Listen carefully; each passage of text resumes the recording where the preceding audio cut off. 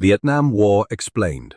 The helicopter war that defined a generation. Imagine the dense, steamy jungles of Vietnam in the early morning. You hear distant bursts of gunfire, and then a strange mechanical whine growing louder overhead. It's not a jet roar, but the rotors of a helicopter. In the Vietnam War, that sound became the new heartbeat of combat. This is the story of how a once unconventional aircraft turned into the war-winning tool that carried soldiers into battle, carried the wounded out, and even cleared jungles. Helicopters made the sky into a battlefield highway, a flying lifeline and, ultimately, an enduring symbol of a generation at war. Chapter 1. From jungle paths to rotor blades, setting the stage. After World War II, Vietnam was a land of unseen enemies. Dense jungles, misty mountains, and muddy rice fields hid Viet Minh fighters. In the 1950s, French armies fell in jungles of Dien Bien Phu and withdrew. By the late 1950s, Americans were drawn into a limited partnership with South Vietnam's government. But Vietnam had almost no roads. Rusty steam locomotives, wandering ox carts, and winding footpaths were the only way through. To move troops or supplies was a nightmare. Convoys were ambushed, roads were mined, and the terrain itself seemed to fight back. In this kind of war, the idea of using helicopters, flying over trees rather than hacking through them, caught on fast. First, in December 1961, US Army helicopters landed quietly in Saigon. They came on ships, not planes. 32 US Army CH-21, Shawnee, helicopters, and 400 soldiers and crew arrived by sea. A month later, in early 1962, US Marine Corps helicopter units, HMM 362, arrived too. In just a few years, the desert-colored rotors of these helicopters would cover every corner of South Vietnam. The CH-21s were noisy and underpowered. Nicknamed the Flying Bananas because of their slender banana-like bodies and tandem rotors. They could carry squads of soldiers, but in the heat and humidity of Vietnam they often struggled for power. Still, even these early helos offered what the jungle did not, a new avenue through the Green Wall. American and Allied officers looked at the map and thought, if there's no road, we'll make a road in the sky. Helicopters allowed landing on hilltops, riverbanks, even pagoda courtyards. Villages in the mountains now had powerful allies in the sky. The Marines' Operation Shuffly in the Mekong Delta proved the value early on. On April 9, 1962, HMM 362 Shuffly Seahorses landed at Soc Trang with CH-34 Seahorse helicopters. Using those piston-engine choppers, the Marines provided air support for the South Vietnamese. Farmers and Viet Cong alike were stunned to see these rotors arrive from the sea. Even with basic tools and tactics, Marines in CH-34s ferried troops across rice paddies and out of ambushes. But those first helicopters didn't come with giant instruction manuals. They came with pilots and crews thrown into the unknown. It was a war of improvisation. In the thick jungle, pilots discovered how to dodge treetops and drain fields. Spotters learned to recognize enemy movements from the air. Every landing was new.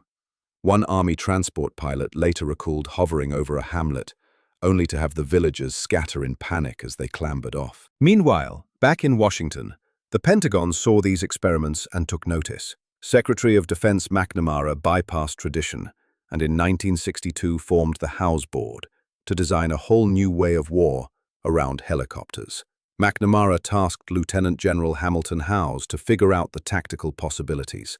The board stunned the military. It recommended treating helicopters like the new cavalry. Soldiers would ride the wind instead of crawling on the ground. The House Board's report was revolutionary. It called for air mobility doctrine. It was like reassigning the cavalry from horses to helicopters and adapting infantry tactics accordingly. By 1963, America was all in on this new cavalry idea. At Fort Benning, Georgia, the Army formed an 11th Air Assault Division, TEST, to practice flying infantry into battle. In exercises called Air Assault 1 and 2, paratroopers hopped into UH-1 Huey helicopters by day and night. They tested inserting whole companies onto dusty clearings, then exfiltrating them. The results were a clear green light. Air mobile infantry worked. Chapter 2. Air Cavalry Takes Flight. Early Helicopter Units. On July 3, 1965, an historic ceremony took place. The colors of the 11th Air Assault Division were retired, and the flags of the legendary 1st Cavalry Division were unfurled in their place. The 1st Cavalry Division was reborn as the 1st Air Cavalry, ready for Vietnam. That same summer, President Lyndon Johnson ordered the 1st Air Cavalry Division to deploy to Vietnam. By the end of July 1965, the U.S. Army had officially made helicopters central to its strategy. Within weeks, choppers flew east to Vietnam's Central Highlands. These first helicopters were a dramatic upgrade. The Army now had UH-1 Iroquois Huey troop carriers, still the newest thing then, UH-1C gunship versions with rockets and guns, CH-47 Chinook cargo helos, and even the massive CH-54 Skycrane with its skeleton-like frame. The first Air Cav set up at Camp Radcliffe near An Khe, right in the wild mountains. For the soldiers there, the Huey became the war's symbol. Without the skies full of these rotors, warfare in Vietnam would have been unrecognizable. It was a steep learning curve. Many helicopter pilots had never fired a weapon in anger when they arrived. Crews learned tactics on the fly, swooping down to drop off troops under fire, pivoting away from anti-air bursts, taking glancing hits but getting the mission done. The infantry on the ground learned too. They could radio a call for helos at any hour. Need reinforcements? Within minutes, dozens of soldiers could pour out of the sky. Need medevac? A Huey would charge through the bullets to reach the wounded. The world of Vietnam helicopters developed its own lingo and colors. Pilots painted unit insignia on their ships. 229th Assault Battalion choppers bore cartoon dragons. Artillery batteries spray-painted monster names on their birds. Gunners slapped on stenciled call signs: Iceman, Gunfighter, Ghost Rider. Soldiers on the ground sang jump songs, making mantras of escape like rocket pockets whenever helicopters whizzed overhead. Leather-faced pilots and crew chiefs even wore lyrics, scribbles on flak jackets or helmets, for luck and remembrance. All branches of the U.S. military were involved. The Army's Hueys and Cobras dominated inland. The Marines flew their own Sea Knight, CH-46, and later CH-53 helos from bases like Chu Lai and Da Nang. The Air Force contributed its big HH-3 and later HH-53, Jolly Green Giants, for search and rescue of downed pilots deep in hostile territory. The Navy and Coast Guard had helicopters to patrol waters and coasts. The South Vietnamese Air Force, ARVN Air, gradually received hundreds of Hueys and a few Cobras to help defend their own country. Helicopters were everywhere. By war's end, tens of thousands of Americans had served under chopper rotors. The numbers are staggering. Roughly 11,800 helicopters served in Vietnam, and around 5,600 were lost in combat or accidents, nearly half of every bird ever flown there. About 2,200 U.S. helicopter pilots and 2,700 crewmen were killed. To be a helicopter pilot or crew member in Vietnam was among the most dangerous jobs in the war. Yet, those crews saved countless lives and carried the fight across the terrain like no foot soldiers ever could. Helicopter missions at a glance. Transport. Moving infantry rapidly across jungle and mountains into battle zones. Supply. Bringing food, water, ammunition, and spare parts to isolated fire bases. Reconnaissance. Scouting enemy positions over impossible terrain. Air assault. Landing entire units directly into combat, often in remote clearings. Close air support. Gunships, like Hueys with rockets or dedicated AH-1 Cobras, firing on enemy to protect ground troops. Medical evacuation. Dust-off missions. Quickly flying wounded from battlefield to surgeons, sometimes reaching a hospital in 30 minutes.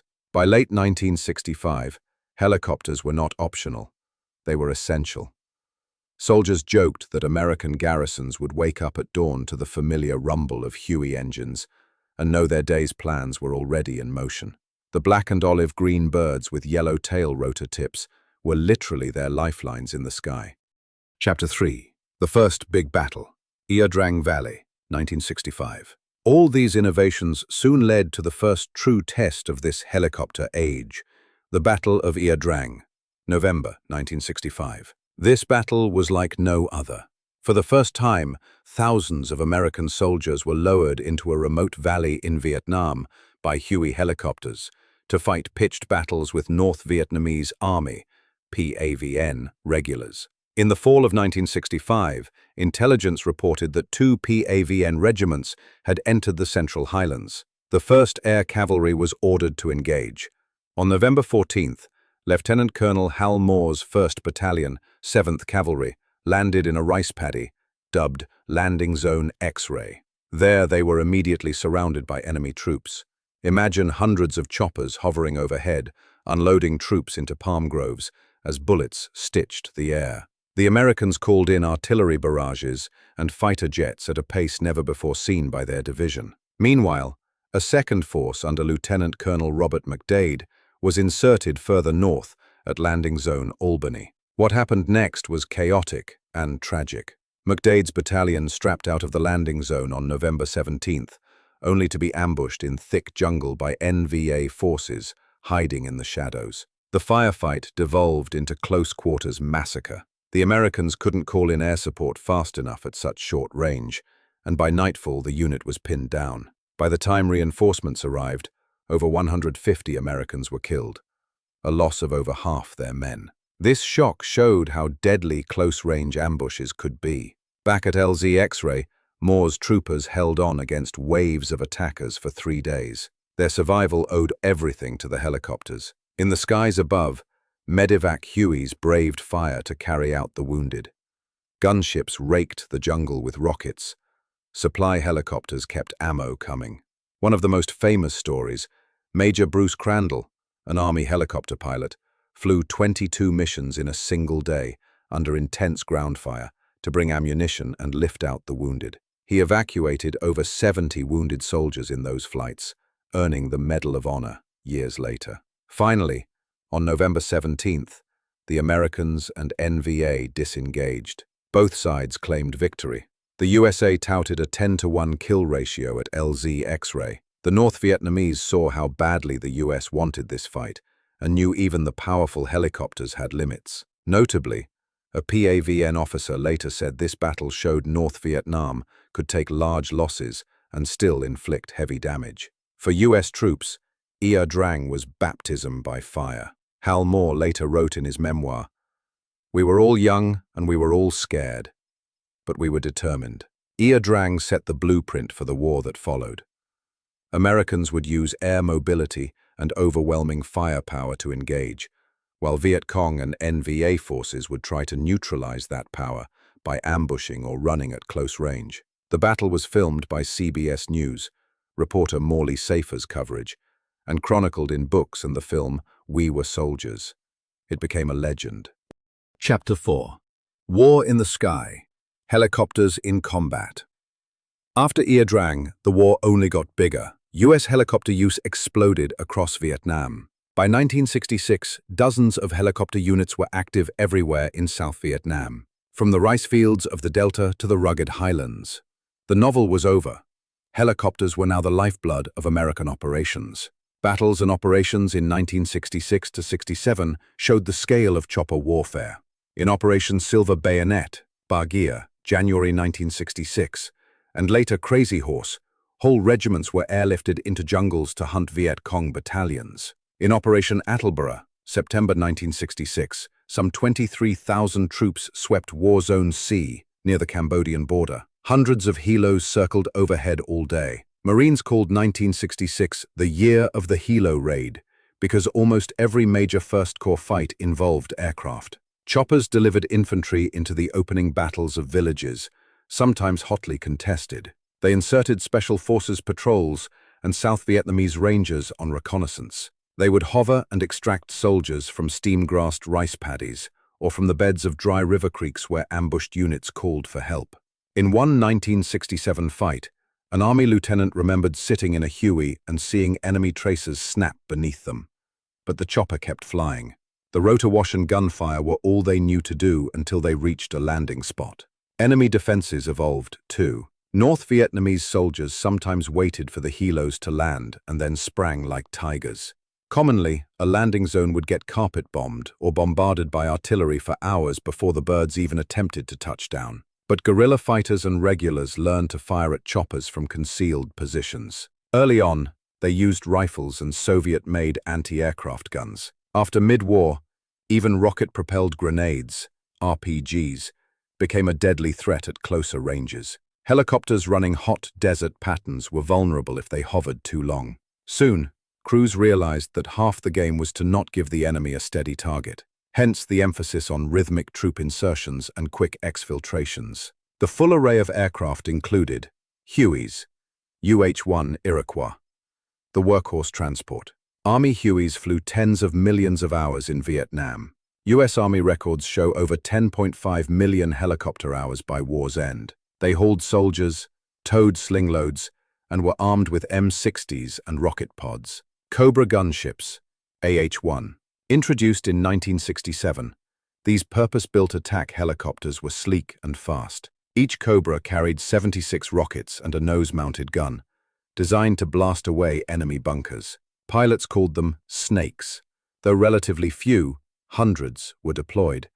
They became a terror of the jungle, circling LZs in pairs and zeroing in on threats. Heavy lifters, CH-47 Chinook, CH-54 Sky Crane. Chinooks carried artillery, fuel, or an entire squad. Sky Cranes lifted guns, bridges, and even disabled aircraft out of combat zones. Without them, remote fire bases like Khe Sanh could never stockpile tons of supplies. Scout and observation helos, OH-6 Cayuse, OH-58 Kiowa, and fixed-wing O-1 Bird Dog. These tiny machines flew low and fast, hunting enemy patrols. When one spotted something, it would call in gunships or transports. Medevac birds, UH-1 Hueys with Red Cross, later HH-3 and HH-53 Jolly Greens. Dedicated rescue choppers that flew whenever wounded soldiers had a chance, often under fire. Helicopters also patrolled Vietnam's rivers and coastal waters. Navy helicopters helped insert SEAL teams upriver. The Coast Guard had Hueys aboard cutters in the Gulf of Tonkin. No part of the war was untouched by rotors. Despite their importance, losses were heavy. The US lost around 5,600 helicopters. Shootdowns, crashes, accidents in Vietnam. That's roughly one every day of American combat. About 2,200 pilots and 2,700 other crewmen were killed. To serve in a helicopter meant always looking out the windshield at a new danger. Veterans say a helicopter could look like Swiss cheese, with all its bullet holes, and still limp home. On one infamous morning, over 20 Hueys were shot at landing a single battalion. The helos staggered, but the infantry got in. Yet the helicopters kept coming. They literally became the Sky Army. For example, during Operation Masha White Wing in early 1966, 3rd Corps, Army logbooks show dozens of helicopters delivering air cavalry squadrons and artillery, then flying out casualties under glare-eye conditions. At Hamburger Hill, May 1969, Marines again used hundreds of helos to ferry men into and out of the mountains every night under harassing fire. Every sortie was counted as one hump. Each chopper typically flew only one-year tours, but that year was intense. Crews might fly multiple sorties daily. Most soldiers remember the dull throb of rotors overhead, long after leaving Vietnam. Even after retirement, some pilots had haunting memories of the jungle nights and the call sign chatter. "Contact left," followed by the roar of their own rocket pods. Chapter 5. Raining steel from above, gunships and fire support. Vietnam's jungle and villages were often protected by bunkers, trenches, and guerrilla fighters hiding among civilians. A machine gun nest in a tree could pin down an entire patrol. The solution was to put more firepower in helicopters. Early on, some Hueys were jury-rigged with M60 machine guns in the doors. Very quickly, this turned into full gunship development. By mid-1967, the AH-1 Cobra gunship was in action. Its pointed nose and tandem cockpit made it look like a mini fighter plane. A Cobra's arsenal was impressive, a 20mm cannon or twin 30 calibers in the nose, and rocket pods slung under each stub wing. When Cobras arrived, grunts on the ground rejoiced. If NVA or Viet Cong popped up anywhere, a brief radio call would bring in a firestorm from above. Cobra and Huey gunship pilots worked in teams. They had colorful nicknames for missions: Axe, Checkmate, Wolf. Squadrons often painted shark mouths or devil faces on their choppers. One famous tactic was tree rack patrols, where Cobras flew patterns through jungle defoliation corridors, looking for the twitch of leaf or flash of muzzle. If they found any, boom, rockets peeled into the undergrowth. Even transport helicopters got creative. The Army experimented with armed Hueys, called bushrangers, sometimes Hueys armed with both guns and rockets. After some were lost, they realized why the Cobra had only one blade. Lighter was better. Heavy artillery kept pace with choppers. When a firebase was under siege, U.S. in-country howitzers could be moved by helicopter to new hills to counterattack. Before an assault, dozens of Chinooks could drop entire 105mm howitzers into clearings near the jungle. Marines in First Corps developed a tactic of putting guns on trucks to follow the helos to ground fights, a kind of flying artillery convoy. As war continued, aerial firepower integrated with helicopters. In major operations, the sky above Vietnam was stacked with layers: Cobra gunships at treetop level, Huey transports landing troops, flare ships illuminating the night sky, fighter bombers above all, and even B-52 Stratofortresses up at the edge of space, dropping 500-pound bombs. At no other time in history had all these elements come together like that. However, the helicopter war was distinct from, say, the air war over North Vietnam. It was close to ground, dynamic and brutal. Chapter 6. Dust-Off Angels. Hope on the Horizon.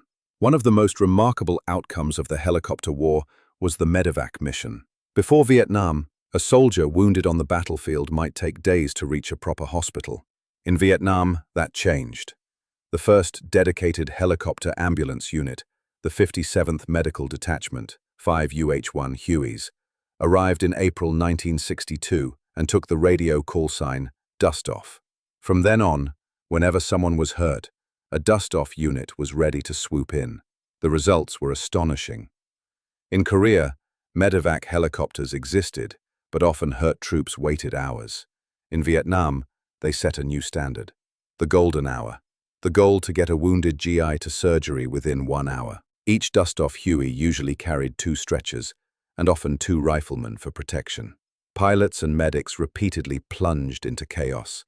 If a soldier had a radio, he could call, "Dust-Off 71, ambulance on the way." Sometimes wounded men reported seeing choppers descending through napalm smoke or circling under flak bursts. Flying dust-off missions was extremely dangerous. Medevac helicopters had big red crosses painted on their sides for identification, hoping enemy gunners would not shoot at a clearly marked hospital ship in the sky. But often they did. Legendary dust-off pilots like Lieutenant Colonel Milton Hatfield or Staff Sergeant Donald Overton treated the jungle as just another LZ, hot but navigable. They often flew unarmed and wore minimal gear. Their armor was their willingness to risk all for the wounded. The numbers speak for themselves. In 1965, only about 13,000 patients were evacuated by helicopter. By 1969, over 200,000 casualties were flown out by medevac units. American medevac crews saved hundreds of thousands of lives, including AIRVN, Allied, and even some civilian casualties. Book after book by Vietnam vets describes that split second of relief when a dust-off Huey came over the tree line. It meant they would get pain relief and care within minutes, not hours. For every wounded soldier, that could be the difference between life and death. One infantryman said simply, "Dust-Off was the guardian angel we heard in the sky." The tradition lives on. Today's battlefield medics and helicopter ambulances everywhere trace their heritage to those Vietnam dust-off pilots. Chapter 7. Tet Offensive and the Hueys of Saigon. By late 1967, many Americans thought the war was winding down. Secretly, North Vietnam planned one final attack. On January 30th, 1968, Tet, the Lunar New Year, peace talks ceased, and the Tet Offensive began. It was the largest coordinated attack by Viet Cong and NVA forces in the history of the war. Villages, towns, and even major cities across South Vietnam exploded in battle. Helicopters found themselves in almost every fight. In Saigon, Viet Cong forces blasted into the capital, seizing buildings and even besieging the U.S. Embassy grounds. American and Vietnamese troops had to rush to defend their own capital. Hueys and Marine Sea Knights ferried airborne troops and ARVN paratroopers into Saigon under fire. At night, the sky over Saigon and northern Icor lit up with tracer rounds as gunships strafed insurgents. Perhaps the fiercest was the Battle of Hue. The ancient imperial city was overrun by the Viet Cong, wall to wall. Marines flew into the outskirts under rocket fire and started crawling street by street to retake it. Helicopters circled above, sometimes even dropping tear gas and flares. One famous photo shows a Huey hovering low in front of Hue's citadel, flames and smoke billowing behind. If artillerymen wanted to pull out wounded from the city, medevac helos would hover in the restricted zones to hoist out injured on spinal boards. At the besieged Khe Sanh Combat Base, January to April 1968, helicopters were literally a siege line. The base was ringed by North Vietnamese artillery on hills. The only reason the Marines held on was the sky. CH-47s and UH-1s parachuted in supply bundles and napalm tanks from thousands of feet using airdropped pallets. At one point, thousands of gallons of fuel, ammunition, and even bulldozers were slung under heavy-lift helicopters just to keep defenders alive.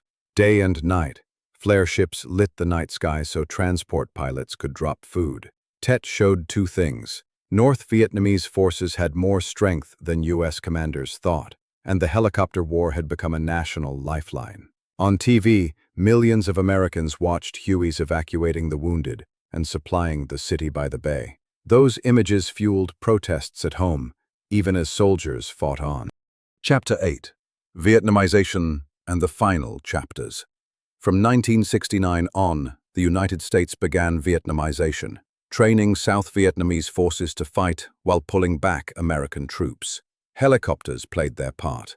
Hundreds of Hueys and Cobras were turned over to the South Vietnamese Army. By early 1970, the ARVN 1st Infantry Division had its own line of Huey gunships, repainted in green and yellow, flying missions. U.S. advisors flew shotgun in South Vietnamese crews, still supporting from the air. The last major helicopter operation involving Americans was Lam Son 719 in early 1971. It was an invasion of Laos aimed at cutting the Ho Chi Minh Trail. Over 1,000 U.S. helicopters flew into Laos with ARVN troops, carrying them deep into hostile jungle. The North Vietnamese were ready with heavy anti-aircraft fire. Nearly 80 helicopters were shot down in just that one operation. The losses gave a grim reminder. Without enough infantry cover, even the best flying crafts could fall to ground fire. After 1971, American helicopter units withdrew. By the end of 1972, nearly all U.S. combat soldiers were home, but helicopters were still in Vietnam, flown now by South Vietnamese or contract civilian crews. The Americans had taught them well. In the Easter Offensive of 1972, a massive North Vietnamese attack, ARVN helos were there, though often low on fuel and facing the new threat of Soviet SAM missiles. The U.S. Air Force and Navy provided fixed-wing help to keep airmobile ARVN units supplied. Chapter 9. The Last Lift. Saigon's Evacuation. In March 1975, North Vietnam launched the final push. South Vietnam collapsed. By April, the U.S. was preparing its final exit. The last helicopter mission was Operation Frequent Wind, an evacuation of Saigon on April 29th to 30th, 1975. In the chaotic final days, South Vietnamese panicked to escape. U.S. Navy ships gathered off the coast. Marine units on those carriers launched CH-46 Sea Knights and CH-53 Sea Stallions into the stormy sky. These helicopters had been training for months. Now they were to rescue anyone who could be saved. U.S. Air Force C-130s and C-141s carried out a parallel airlift, Operation Baby Lift. But at the embassy and city, it was rotors that ruled. Choppers flew non-stop. The Marines even installed ladders on Sea Knight helicopters to fit more people. In just 18 hours, nearly 7,000 people were flown out by helicopter. Troops swept rooftops and soccer fields with ropes and nets, loading terrified families onto choppers. One unforgettable image: a Marine Huey lifting from the embassy roof with a Vietnamese mother and child on a rope ladder. That moment, broadcast worldwide, became the iconic end of Vietnam. On the afternoon of April 30th, the last US Marine helicopter lifted off the embassy roof. Saigon, renamed Ho Chi Minh City 2 days later, fell. By night's end, the sky over Saigon was quiet, save for the rustling of propaganda leaflets. The helicopters were gone. The final chapter of the helicopter war was written not in combat, but in evacuations. Chapter 10. Legacy of the Helicopter War. The Vietnam War ended, but the echoes of its helicopters continue. Vietnam was the conflict that made helicopters famous. The UH-1 Huey and its bigger brethren like the Chinook flew more combat hours than almost any other aircraft in that war. Vietnam showed every military in the world: if you need mobility, use helicopters. After Vietnam, armies from Europe to the Middle East built up huge helicopter fleets. The concept of air assault, once only on paper, became doctrine. And on the home front, Vietnam's helicopters changed perceptions. For the first time, Americans saw war constantly on TV, with Hueys hovering in almost every scene. Songs like "He Ain't Heavy, He's My Brother," and images of helicopter pads on news about wounded soldiers gave the helicopter a cultural imprint. Memorials in the US honor those crews. There is a bronze statue of dust-off medics and patients, and even a special chopper monument at Arlington National Cemetery. Perhaps most importantly, Vietnam cemented the golden hour in medical care. The idea of a life-saving flight remains a goal. Many survival studies trace their roots to dust-off statistics. If a helicopter hadn't whisked wounded vets away so swiftly, modern combat medicine would look very different. But the war also left scars. Over 58,000 Americans died in Vietnam. Of those, about 5,000 were helicopter pilots and crew. Tens of thousands more were wounded, many in chopper crashes or ambushes.